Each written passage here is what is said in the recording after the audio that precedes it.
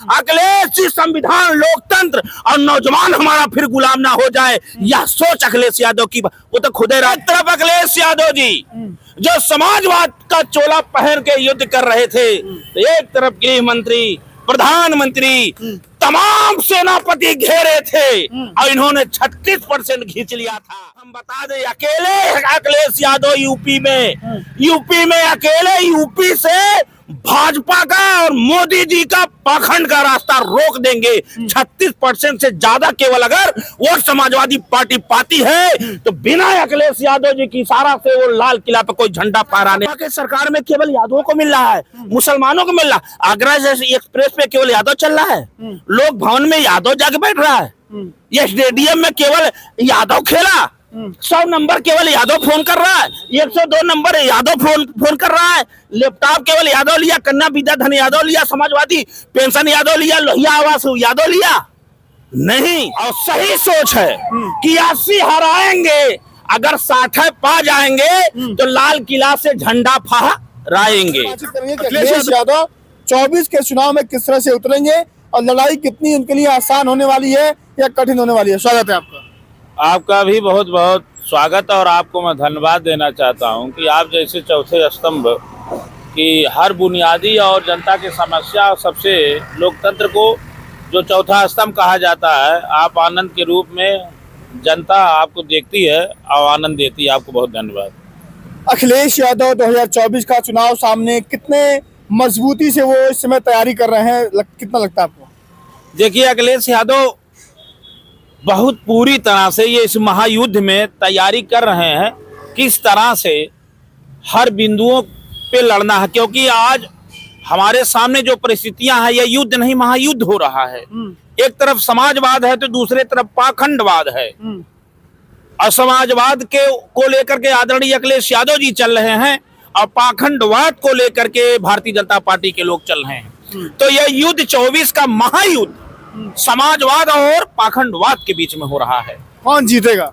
जीतेगा तो समाजवाद। अखिलेश यादव जी तैयारी कर रहे हैं। अखिलेश यादव जी के साथ गरीबी है, अखिलेश यादव के साथ ये जो बेरोजगारी है, महंगाई है, अत्याचार है, जो बलात्कार हो रहा है, आए दिन संविधान लोकतंत्र के नाम पे छलावा दिया जा रहा है, जो बेरोजगारी, तबाही, जिस तरह से बर्बर लाठियां चलाई जा रही हैं, इन सारी मुद्दों को लेकर के अखिलेश यादव जी पूरे स्वस्थ हैं। अखिलेश यादव जी की पूरी सेना तैयार है, क्योंकि ये चुनाव, अगर 24 का चुनाव हम हार गए तो ये संविधान की हार होगी, लोकतंत्र की हार होगी, जो हमारे पूर्वजों ने अपने प्राणों की आहुति दे करके ये बचाया था।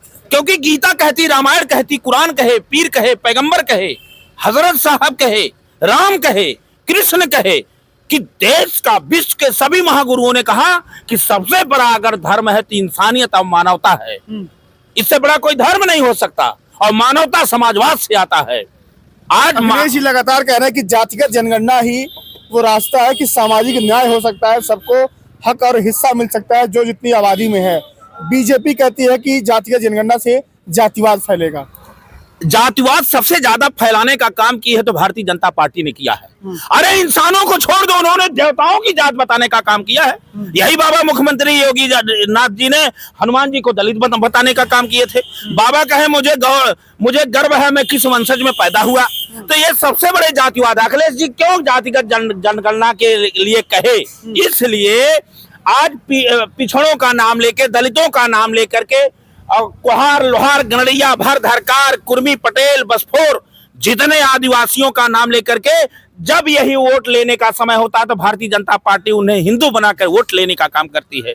जब उनको आरक्षण देना होता है, जब उनको नौकरी देना होता है, जब उनका ऊपर अत्याचार होता है तो उनको पिछड़ा आगड़ा करके करने की बात करती है। आरक्षण खा ली। आप देखिए, शिक्षा के क्षेत्र में, स्वास्थ्य के क्षेत्र में, नौकरी, बेरोजगारी के जितने ये है, भारतीय जनता पार्टी कहीं एक विशेष जात का काम करती है। इसलिए उन्होंने कहा जातिगत जनगणना होगी तो दूध का दूध, पानी का पानी होगा। यही लोग आज से सत्ता में थे, इनके पास स्याही थी, इनके पास कलम था, इन्हें ही शिक्षा लेने का अवसर था, इन्हें गुरुकुल में जाने का अवसर था। हम पिछड़ी जातियां जिन्हें हमें शूद्र कहा गया, हमें पिछड़ा कहा गया, वो करने का काम नहीं हुआ। आज यही लोग फिर उसी चीज को लाना चाहते हैं, स्मृति लागू करना चाहता मनुस्मृति। आप ये समझ जाइए, इनका इशारा देख लीजिए, इनका भाषा आप देख लीजिए। तो इसलिए 24 का चुनाव विकास के मुद्दे पे होगा, बेरोजगारी के मुद्दे पे होगा, इंसानियत के नाम पर होगा। जो सोशल इंजीनियरिंग है कि सामाजिक जो ताना बाना है, राजनीति में सामाजिक ताना बाना बहुत चलता है, चुनाव नजदीक है, अखिलेश जी का सोशल इंजीनियरिंग मजबूत है कि भाजपा का?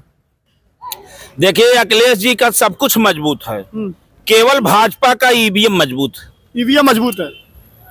अब आप कहेंगे ईवीएम पे सवाल क्यों खड़े कर रहे हैं? चुनाव हारने के बाद आपका प्रश्न होगा, तो मैं आपके प्रश्न के साथ उत्तर भी दे दूं। उत्तर प्रदेश के चुनाव में माननीय राष्ट्रीय अध्यक्ष अखिलेश यादव जी ने कहा था कि हमारे हर विधानसभा में 20,000, 25,000, 30,000 वोट काटे गए। निर्वाचन आयोग ने कहा, चुनाव आयोग ने कहा प्रूफ करिए। इन्होंने प्रूफ देने का काम किया कि जो लोग यादव का, मुसलमान का वोट जो लोकसभा में पड़ा था, अन्य विधानसभा में चुनाव में पड़ा था, इसमें काट दिया गया। तो जब चंद्रमा पे यहीं से बैठे रिमोट के द्वारा सब कुछ किया जा सकता है, तो ईवीएम में दिल्ली से बैठे हो ये कौन सी विधानसभा में क्या नहीं किया जा सकता? अरे सच्चे राम वाले हो, सच्चे आप मानवता के पुजारी हो, 11वां रूप है आपको आदरणीय प्रधानमंत्री जी कह दिया गया। जनता मांग कर रही है, आप बैलेट पेपर से चुनाव करवा लो। ईवीएम नहीं, बैलेट पेपर। हाँ, बैलेट पेपर से। जितने विकसित देश हैं, अमेरिका हो, जापान हो, ब्रिटेन हो, चीन हो, सभी लोगों ने इससे, क्योंकि यहाँ मानवता, जहाँ विश्वास खंडित हमारा हो रहा है, उस राजा को, राम को यह हुआ कि हमारे प्रजा विश्वास, इसको विश्वास नहीं लग रहा है, उन्होंने माता सीता को वनवास में कर दिया। तो ये एक तरफ से आपको बता दूं, पूरी तरह से संविधान खतरे में। ईवीएम की लड़ाई कैसे लड़ेंगे आप लोग? ईवीएम की लाने का काम किया कांग्रेस ने किया, उसके बाद से ईवीएम से लगातार चुनाव होता है, कहते हैं ईवीएम से समय बचता है, आप कह रहे हैं ईवीएम को हटा दीजिए। कौन सा समय बचता है? ये तो अब उनको है कि ईवीएम से समय बच रहा है। पहले देश में चुनाव नहीं होता था। अरे वो समय देखो, घी बनाने में समय लगता है। पहले दूध निकलेगा, उसके बाद उसको जमाया जाएगा, फिर मथा जाएगा, तब घी बनेगा। तो समय तो लगेगा। जिस चीज में समय लगेगा वो राम के आदर्शों पे चलने वाला है।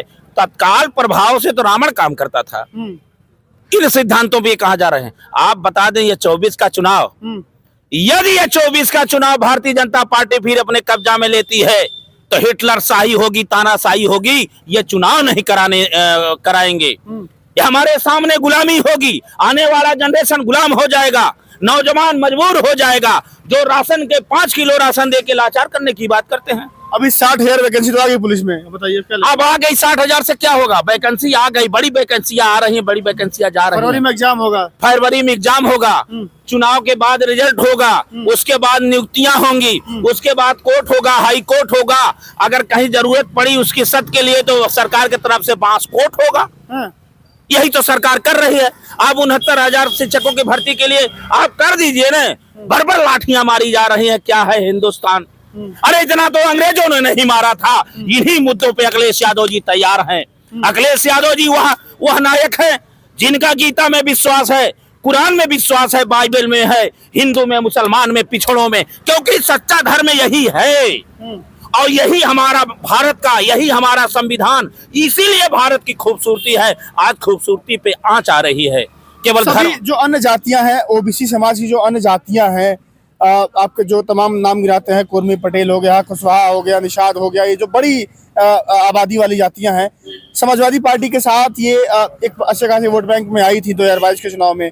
कुछ वोटों से समाजवादी पार्टी चुनाव हार गई। 24 में लगता है कि तमाम अन्य ओबीसी की जातियां सपा का साथ देंगी फिर से। देखिए, हमको 36% समाजवादी पार्टी को वोट मिला था और 36% के बाद उतने सेनापति आए थे। अरे एक तरफ अखिलेश यादव जी जो समाजवाद का चोला पहन के युद्ध कर रहे थे, तो एक तरफ गृह मंत्री, प्रधानमंत्री, तमाम सेनापति घेरे थे और इन्होंने 36% खींच लिया था। उसके बाद तो मणिपुर जला, उसके बाद बर्बर लाठियां चलाई जा रही हैं, लहसुन, प्याज, टमाटर मार रहा है महंगाई, महंगाई के बेरोजगार। आपको हम बता दें, अकेले अखिलेश यादव यूपी में अकेले यूपी से भाजपा का और मोदी जी का पाखंड का रास्ता रोक देंगे।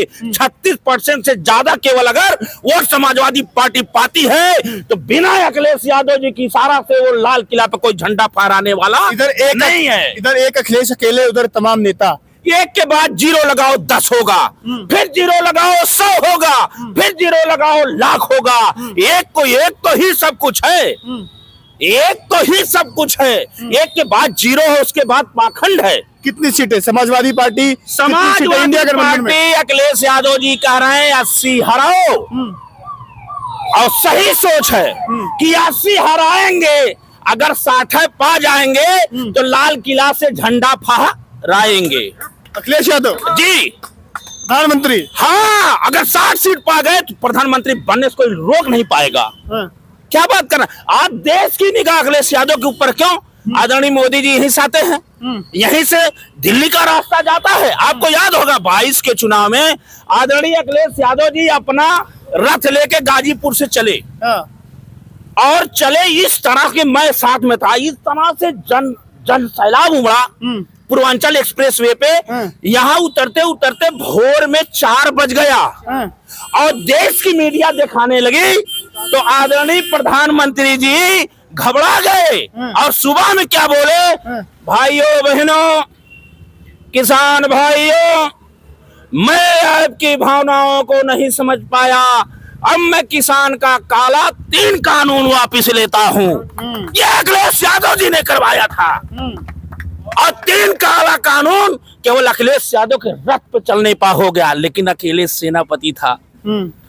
अब तो युद्ध नहीं, अब शब्द वेदी युद्ध का खिलाड़ी अखिलेश यादव हो गया है, क्योंकि जितना ठोकर लगती उतने मजबूत होता है। 24 अखिलेश जी का है, 24 अखिलेश जी का है। अखिलेश जी कोई प्रधानमंत्री बनने के लिए लड़ नहीं रहे हैं, अखिलेश जी मुख्यमंत्री बनने के लिए नहीं लड़ रहे हैं। अखिलेश जी संविधान, लोकतंत्र और नौजवान हमारा फिर गुलाम ना हो जाए, यह सोच अखिलेश यादव की। वो तो खुदे राजा के लड़के हैं, अगर इससे तुलना करे भारतीय जनता पार्टी, लेकिन उनकी सोच है।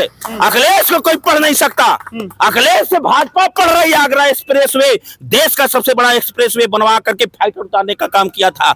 उस समय ये जातियां, आपने कहा शुरुआत किया जातियां, वही कहेगा रे सपा के सरकार में केवल यादवों को मिल रहा है, मुसलमानों को मिल रहा है। आगरा जैसे एक्सप्रेस पे केवल यादव चल रहा है, लोग भवन में यादव जाके बैठ रहा है, ये स्टेडियम में केवल यादव खेला, 100 नंबर केवल यादव फोन कर रहा है, 102 नंबर यादव फोन कर रहा है, लैपटॉप केवल यादव लिया, कन्या विद्या धन यादव लिया, समाजवादी पेंशन यादव लिया, लोहिया आवास यादव लिया। नहीं, भारत का नहीं विश्व का सबसे बड़ा उन्होंने लॉन्च किया है, पुलिस स्टेशन बनाने का काम किया है अखिलेश यादव। अरे इनसे ये घबरा गए कि ये पिछड़े का लड़का है, जिसे ये लोग मनुस्मृति वाले शूद्र कहे कि आज ये मुख्यमंत्री बन गया है, कल प्रधानमंत्री बन जाएगा। गंगा जल से घर धुलवाया गया, गंगा जल से घर धुलवाया गया। अरे वाह राम वाले, क्या बात है।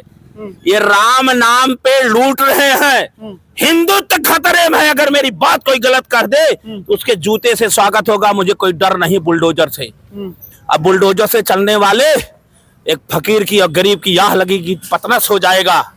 ये राम के नाम पे, राम लला के नाम पे और राम कृष्ण का नाम छोड़ दें, जिनके पास अगर दम हो, कह दो कि नोटबंदी हमने किया था, सबसे बड़ा हमारा ये फायदा हुआ है, आप आकर के वोट मांग लो। नहीं मांगेंगे, क्योंकि भारत का आज तक सबसे बड़ा भ्रष्टाचार है तो नोटबंदी है। कोरोना काल आपने देखा, इन्होंने कहा ये देखिए कि जम जम हो या धर्म का हानि, और बाढ़ है या सुर महाभिमानी। जब धर्म की हार होती, धर्म है क्या? हिंदू धर्म नहीं है, नाम दे दिया गया, धर्म है मानवता। जब मानवता की हत्या होती है तो ऊपर अभिमान होता है। ये जो ट्रस्ट बना है, इनको अभिमान हो गया। उन्होंने कहा आदरणीय मोदी जी ग्रामा अवतार है विष्णु जी के, चंपत राय बोल गए, उसमें एक भी SC ST और बैकवर्ड का एक भी सदस्य नहीं है। ये तो लंका से रावण आकर के इनके अंदर सवार हो गया है। राम तो समाजवाद की तरफ खो रहे हैं। जब तक समाजवाद नहीं आएगा तब तक राम राज आने वाला नहीं है। चलिए, तमाम मुद्दों पर बातचीत हुई। जो काम लगातार ये स्वामी जी गिनवा रहे हैं, समाजवादी पार्टी की सरकार थी 12 से 17 तक, काम बोलता है वो नारा दिया गया था। 17 में चुनाव लड़ते हैं, 17 में हार मिलती है, 19 में हार मिलती है, 22 भी हार जाते हैं, 3-4 लाख वोट मिल जाता तो लखनऊ में समाजवादी पार्टी की सरकार होती, यूपी में सरकार होती। 24 का युद्ध सामने है, चुनावी युद्ध है। अखिलेश जी हैं सामने, इंडिया अलायंस के साथ आ रहे हैं। अब देखते हैं कि बीजेपी के साथ कैसे मुकाबला होगा, कितनी कौन सीटें पाता है। यूपी अहम है, सबकी निगाह कहीं ना कहीं अखिलेश यादव जी के ऊपर है, यूपी के ऊपर है। लोकसभा की 80 सीटें, दिल्ली जाना है तो यूपी अहम राज्य बनेगा और यूपी अपनी बड़ी भूमिका निभाता हुआ नजर आएगा। अपनी राय देना मत भूलिएगा। फिलहाल के लिए नमस्कार।